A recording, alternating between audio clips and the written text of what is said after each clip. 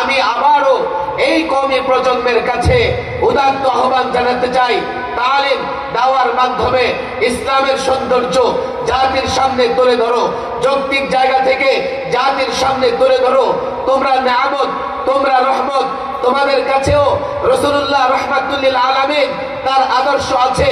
যদি জেনে বুঝে জাতির সামনে ইসলাম তুলে ধরতে পারো, আমি তো পরিষ্কার বলি, আজকে গোটা পৃথিবীতে 200 কোটি মুসলমান, এত মুসলমান, সংখ্যার মুসলমান, আমার প্রয়োজন নাই। তোমরা তৈরি হও, ঐক্যবদ্ধ হও, কাফেলা তৈরি করো। আমরা বিজয় ছিনিয়ে এনেছি সংখ্যার জোরে নয়, আমরা বিজয় ছিনিয়ে এনেছি যেদিন আমরা আল্লাহর উপর বিশ্বাস স্থাপন করেছি। যখন আমরা আল্লাহর উপর বিশ্বাস স্থাপন করে ময়দানে নেমেছি, আমাদের বিজয় কেউ ঠেকাতে পারে নাই। ফিলিস্তিনকে দেখে শিক্ষা নাও, ইসরায়েল তাগুত কত শক্তিশালী, ফিলিস্তিন কত দুর্বল, তারপরেও আজকে নাকি যুদ্ধ বিরোধী ঘটেছে। একটাই কারণ, তারা মুসলমান। ঈমান অ্যাটম পাওয়ারের চাইতে শক্তিশালী। ঈমানের বলে যদি বলিয়া নাও, আল্লাহর কসম, দিল্লি থেকে তেল আবিব পর্যন্ত, ওয়াশিংটন থেকে ব্রিটিশ পর্যন্ত তাগুত কাফের তোমার মোকাবেলায় এক মুহূর্ত দাঁড়াতে পারবে না।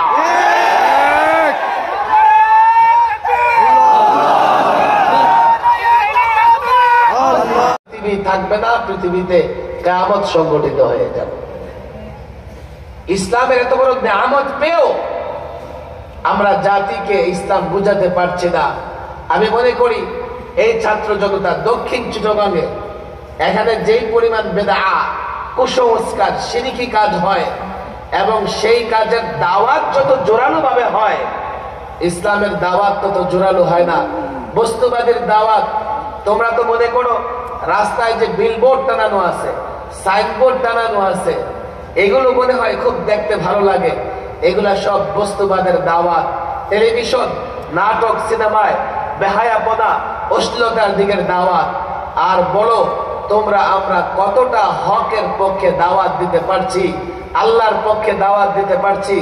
অথচ মান আহসানু কাওলাম মিম্মান দাআ ইলাল্লাহ ওয়া আমিলা সালিহান ওয়া ক্বালা ইন্নানী মিনাল মুসলিমিন, এই তিনটা বৈশিষ্ট্য পূর্ণাঙ্গভাবে তোমাদের ভিতরে আছে, ওলামাদের ভিতরে আছে। আমরা আল্লাহর দিকে ডাকি, আমরা কোন দলের দিকে ডাকি না, আমরা কোন তন্ত্র মন্ত্রের দিকে ডাকি না, আমরা লোকদেরকে আল্লাহর দিকে ডাকি। নিজেরাও যথাসাধ্য নেক কাজ করতে থাকি আর বুক ফুলিয়ে বলি আমরা মুসলিম, আমরা মুসলমান।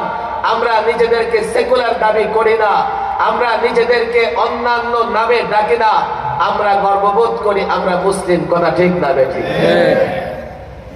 যদি ফাইনাল কথা, তালিম দেওয়ার মাধ্যমে যুবকদের আমানত, যুবকদেরকে বুঝিয়ে দিতে পারো। আজকে যুবক মনে করে আমি যখন ইসলামের কথা বলি তো আমি মনে হয় ইসলামের ঠিকাদার, ইসলাম মনে হয় আমার ব্যক্তিগত সম্পত্তি। না, ইসলাম যুবকের, ইসলাম মুসল্লির, সবার ইসলাম। আমরা আলেম প্রত্যেকটা যুবকরা ইসলাম বোঝাবার চেষ্টা করব, তার আমানত তার কাছে ফিরে দেব। কথা ঠিক না বেঠিক? যদি দিতে পারি তাহলে সোনালী দিন আসবে, আর যদি না বুঝাতে পারি আমরাও এই দেশে থাকতে পারবো না। তোমরা জানো না তোমাদের নিয়ে কোত্থেকে ষড়যন্ত্র হচ্ছে, তোমরা জানো না তোমাদেরকে নিয়ে কোথা থেকে পরিকল্পনা হচ্ছে। তুমি গ্রামের মাদ্রাসায় পড়ো, এই মাঠে আল্লাহু আকবারের স্লোগান দিচ্ছ, চিন্তা করে দেখো দিল্লিতে তোমাকে নিয়ে পরিকল্পনা হচ্ছে, তেল আবিবে তোমাকে নিয়ে পরিকল্পনা হচ্ছে, ওয়াশিংটন ডিসিতে তোমাকে নিয়ে পরিকল্পনা হচ্ছে। বাংলাদেশে এই যারা ইসলামের পথে চলে, সঠিক ইসলামের কথা বলে, তাদেরকে কি করে দমন করা যায়, এই জন্যই তো তারা এক এক পরিকল্পনা এক এক সময় বাস্তবায়ন করে, বিভক্তি তৈরি করে, ঘর থেকে দুশ্মন তৈরি করে দেয়, তন্ত্র মন্ত্র তোমাদের উপর চাপিয়ে দেয়। এর জন্যে আমি আবারও এই কওমি প্রজন্মের কাছে উদাত্ত আহ্বান জানাতে চাই, তালিম দাওয়ার মাধ্যমে ইসলামের সৌন্দর্য জাতির সামনে তুলে ধরো, যৌক্তিক জায়গা থেকে জাতির সামনে তুলে ধরো। তোমরা নিয়ামত, তোমরা রহমত, তোমাদের কাছেও রাসূলুল্লাহ রাহমাতুল লিল আলামিন তার আদর্শ আছে।